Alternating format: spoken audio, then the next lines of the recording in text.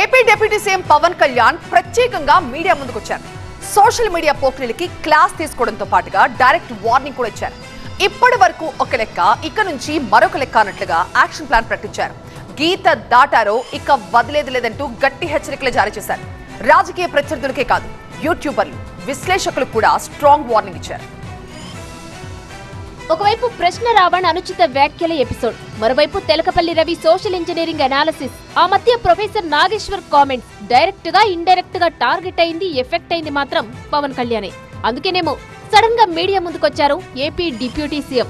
Social media వేదికగా తనపై జరుగుతోన్న ట్రోలింగ్ కు ఫుల్ స్టాప్ పెట్టేందుకు యాక్షన్ లోకి దిగారు. అవును, సోషల్ మీడియా పోకిరీలకు డైరెక్ట్ వార్నింగ్ ఇచ్చారు Pawan Kalyan. Freedom of speech అంటే మరొకరి హక్కులకు భంగం కలిగించి అబ్యూజ్ చేయడం కాదన్నారు. ప్రశ్నించండి కానీ పరువు తీస్తే మాత్రం ఊరుకునేది లేదని హెచ్చరించారు. సోషల్ మీడియా దుర్వినియోగం ఆందోళన కలిగించే స్థాయికి వెళ్లిపోయిందన్న పవన్ చివరికి దేవీ దేవతలను కూడా వదలడం లేదన్నారు. ఒకరి హక్కులను మరొకరు ఉల్లంఘించే స్థాయికి వెళ్ళినప్పుడు చట్టపరమైన పరిణామాలు తప్పవు. ఫ్రీడమ్ ఆఫ్ స్పీచ్ అంటే ఫ్రీడమ్ టు అబ్యూస్ కాదు.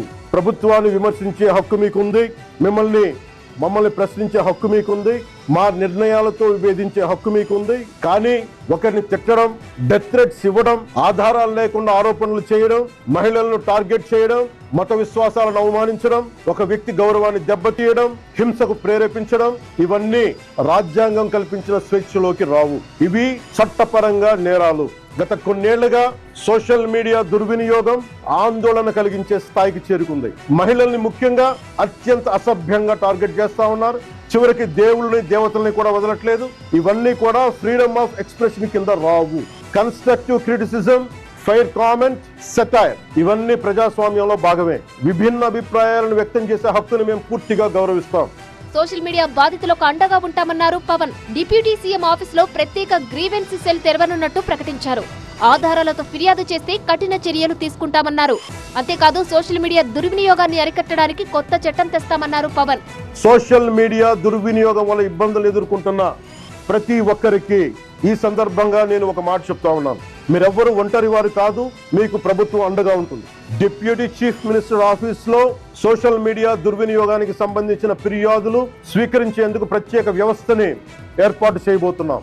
సోషల్ మీడియాలో జరిగే నేరాలపై చాలా వేగంగా చర్యలు తీసుకుంటాం. అవసరమైతే సోషల్ మీడియా దుర్వినియోగాన్ని అరికట్టేందుకు కొత్త లెజిస్లేషన్ తీసుకురావడానికి ఈ ప్రభుత్వం సిద్ధంగా ఉంది.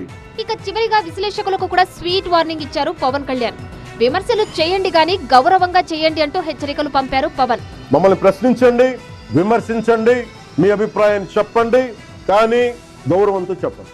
అలా కాకుండా మా ఇష్టానికి మాట్లాడతాం, మా ఇష్టానికి ఏదైనా అంటామంటే I promise you will face the legal consequences. ఏది పడితే అది మాట్లాడి అది ఫ్రీడమ్ ఆఫ్ ఎక్స్ప్రెషన్ అంటే ఇకపై కుదరదన్నారు పవన్. సోషల్ మీడియా పోకిరీల విషయంలో కఠినంగా ఉంటామని హెచ్చరికలు పంపారు. మరి పవన్ వార్నింగ్స్ పై ఎలాంటి కౌంటర్స్, రియాక్షన్స్ వస్తాయో చూడాలి.